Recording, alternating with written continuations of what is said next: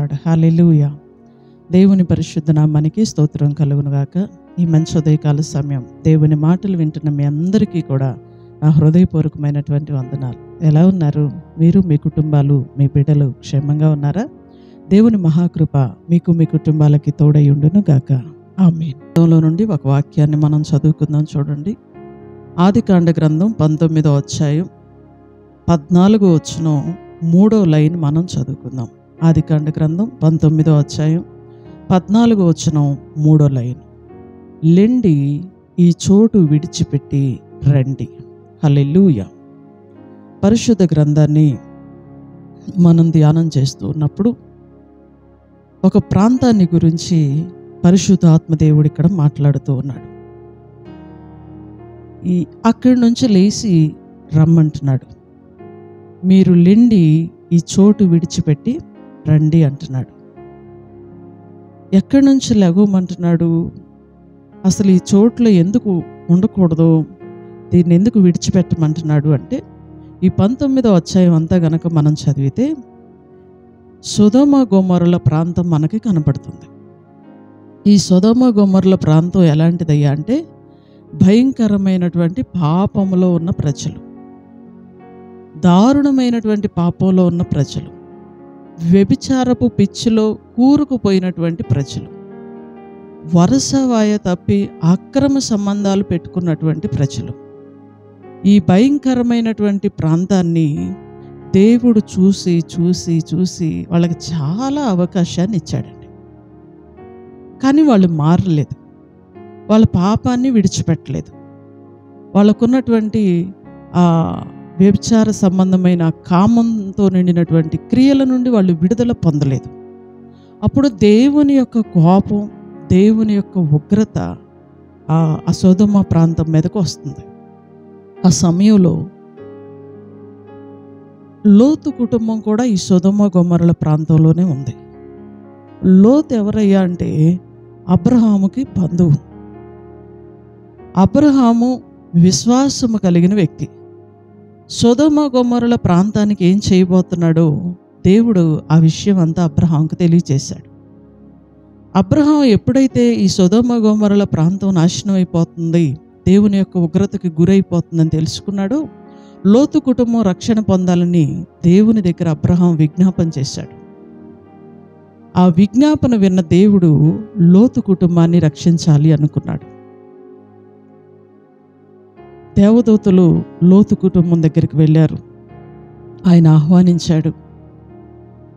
వాళ్ళ ఇంట్లోనే ఆ రాత్రి ఉన్నారు. ఈ రాత్రి నాశనాన్ని దేవుడు పంపుతున్నాడు అని లోతు కుటుంబానికి కూడా దేవుడు తెలియచేశాడు. అప్పుడు ప్రభు ఏం చెప్పాడంటే, నువ్వు బయటికి వచ్చేసేయి, ఈ ప్రాంతంలో నుండి నువ్వు బయటికి వెళ్ళిపో, మీ కుమార్తెలను తీసుకొని వెళ్ళు, నీ కుమార్తెలను పెండ్లాడనై ఉన్న అల్లుళ్ళు కూతుర్లకు కూడా వివాహం కుదిరింది, ఆ అల్లుళ్ళను కూడా తీసుకొని వెళ్ళిపో, నీ భార్యను కూడా తీసుకొని వెళ్ళిపో, నీ కుటుంబాన్ని నేను రక్షించాలనుకుంటున్నాను. ఎందుకంటే అబ్రహాం చేసిన విజ్ఞాపన దేవుడు విన్నాడు. లోతు కుటుంబాన్ని రక్షించాలి అని దేవుడు అనుకున్నాడు. చాలా క్లుప్తంగా మనకున్న సమయంలో నేను 2 మాటల్లో విషయం అంతా మీకు చెప్తున్నాను అనమాట. ఆ సమయంలో లోతు తన కుమార్తెలను పెండ్లాడనై ఉన్న అల్లుళ్ళ దగ్గరికి వెళ్ళి చెప్పినటువంటి మాట ఇది: లెండి, ఈ చోటు విడిచి రండి. వాళ్ళు ఎగతాళి చేశారు. ఈ పట్టణం అంతా నాశనం అయిపోయిద్దా? ఈ ప్రజలందరూ నాశనం అయిపోతారా? మనం మాత్రమే రక్షింపబడతామా అని వాళ్ళు ఆ ప్లేస్ విడిచిపెట్టి రాలేదండి. చూడండి, చాలామందికండి దేవుడు ఉగ్రతను పంపిస్తున్నాడు అని ముందే హెచ్చరించిన చాలామంది నమ్మరండి. ముందే దేవుడు ఒక ఇంటిమేషన్ ఇచ్చిన చాలామంది తీసుకోరండి. ముందే దేవుడు సేవకులను పెట్టి చెప్పించిన చాలామంది వినరండి. కుటుంబాల మీదకి శాపం వచ్చింది, దేవుడు కుటుంబాలని నాశనం చేయబోతున్నాడు, కుటుంబాల మీదకి దేవుని ఉగ్రత వస్తుంది, ఎన్నో విషయాలు దైవజనులు నిలబెట్టి దేవుడు చెప్తాడు. కానీ ప్రజలు నమ్మరండి. ఈ లోతుకున్నటువంటి ఆ కాబోయే అల్లుళ్ళు కూడా ఎగతాళి చేయువాని వలె ఉన్నారంట. అతని మాట వినలా లోతు మాట వినలా, ఎగతాళి చేయువాని వలె ఉన్నారంట.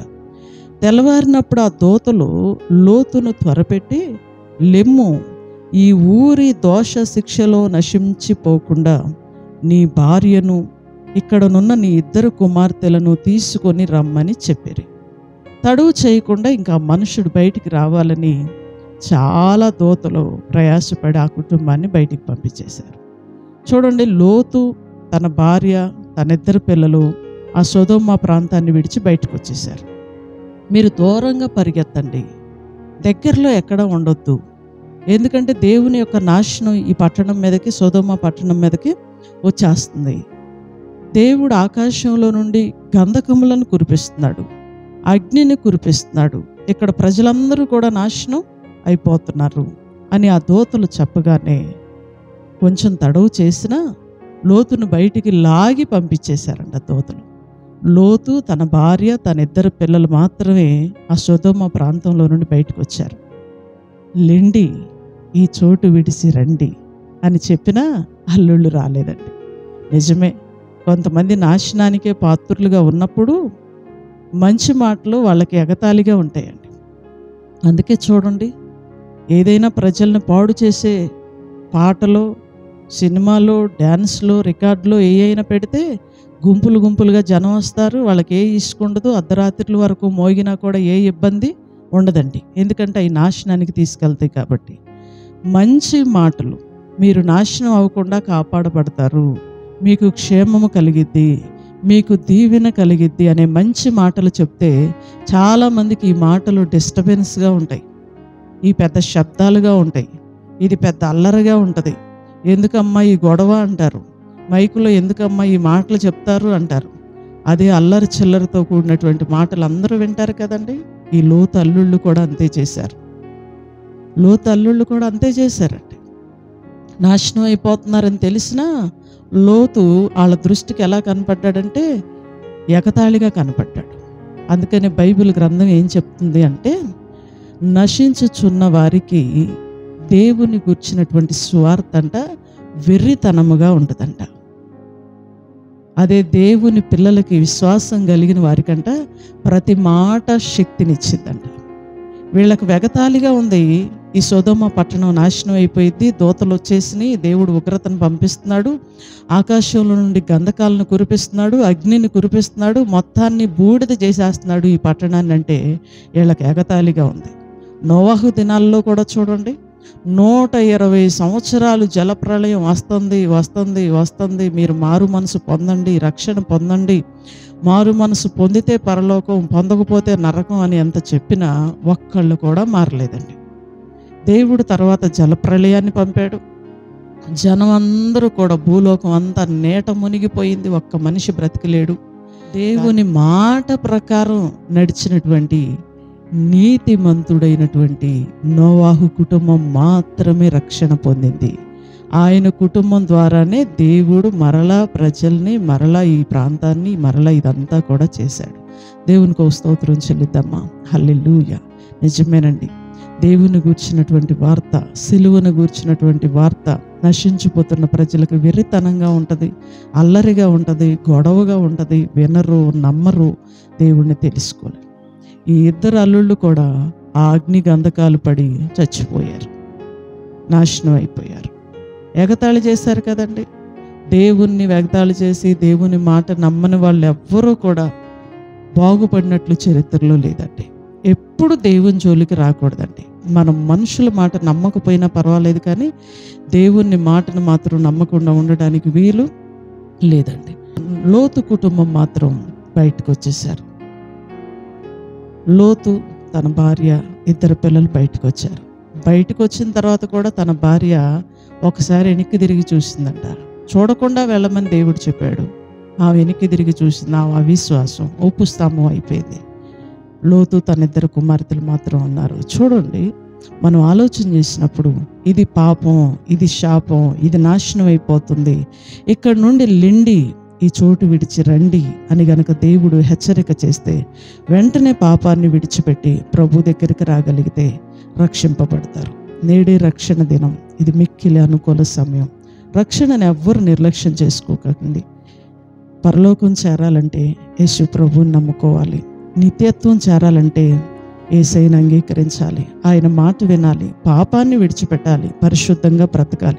ఏ వ్యక్తి అయితే నేను పాపినని గ్రహిస్తాడో, ఏ వ్యక్తి అయితే పాపాన్ని ఒప్పుకొని విడిచిపెడతాడో ఆ వ్యక్తిని, ఆ కుటుంబాన్ని దేవుడు రక్షిస్తాడు. ఈ ఉదయకాల సమయం దేవుని మాటలు వింటున్న ప్రియ సహోదరుడా, సహోదరి, నువ్వెవరివైనా సరే నీవున్న చోట్ల నుండి లేపైకి నీ పాపాన్ని విడిచిపెట్టి దేవుని దగ్గరికి రా. పరిశుద్ధుడైన దేవుణ్ణి అంగీకరించి నీ జీవితాన్ని పరిశుద్ధంగా మార్చుకో. ఖచ్చితంగా నీ కుటుంబానికి దేవుడు రక్షణిస్తాడు. దేవుడిచ్చే రక్షణ సంతోషం మీకు, మీ కుటుంబాలకి కలుగును గాక. ఆమేన్. ప్రార్థన చేసుకుందాం. సకల ఆశీర్వాదములకు కారణభూతుడైన మా తండ్రి, ఈ మంచి ఉదయకాల సమయం అమూల్యమైన నీ మాటల ద్వారా మాతో మీరు మాట్లాడినందుకు వందనాలు. ఏది మంచిదో ఏది కాదో, ఎక్కడ ఉండాలో ఎక్కడ ఉండకూడదో నీ లేఖనం మాకు తెలియజేస్తూ ఉంది. ఎంతమంది బిడ్డలైతే పాపంలో, శాపంలో కూరుకుపోయి ఉన్నారో వాళ్ళందరూ కూడా ఆ పరిస్థితిలో నుండి లేచి నీ సన్నిధికి రావడానికి సహాయం చేయండి. వారి పాపాన్ని ఒప్పుకొని పరిశుద్ధంగా బ్రతకడానికి సహాయం చేయండి. మీరిచ్చే రక్షణ పొంది నీ నిత్య రాజ్యానికి అందరూ వారసులగునట్లు సహాయం చేయండి. ఈ మంచి ఉదయకాల సమయం కాలేజీలకు వెళ్తున్న పిల్లల్ని మీ చేతులకు అప్పగిస్తూ ఉన్నాం. ప్రతి బిడ్డని మీ చేతులకు అప్పగిస్తూ ఉన్నామయ్యా. డ్యూటీలకు వెళ్తున్న వాళ్ళని, ఉద్యోగాలకు వెళ్తున్న వాళ్ళని, కూలి పనులకు వెళ్తున్న బిడ్డల్ని, ఆయన మంచి వ్యాపారాలు చేస్తున్న పిల్లలందరినీ కూడా, నాయన పాడి పంటలు, పశువులు కలిగిన బిడ్డలను కూడా మీ చేతులకు అప్పగిస్తున్నాం. ఈరోజంతా వారి పని బాటల్లో, ప్రయాణాల్లో మీరు తోడుగా ఉండండి. ఎవరికి ఏ కీడు అంటకుండా మీరు కాపాడండి. ఉదయకాలపు దీవెనలు, ఆశీర్వాదాలు నీ మాటలు వింటున్న ప్రతి బిడ్డకి, వారి కుటుంబాలకి మీరు దయచేయమని యేసు నామములో ఈ ప్రార్థన మనవులు అడిగి వేడుకొంచున్నాము తండ్రి. ఆమేన్. హల్లెలూయా. God bless you. దేవుడు మిమ్మల్ని దీవించునుగాక. తిరిగి రేపు ఉదయకాల సమయం ఇదే సమయానికి మనలా మనం కలుసుకుందాం. దేవుని మహాకృప మీకు తోడై ఉండును గాక. ఆమేన్. Praise lord.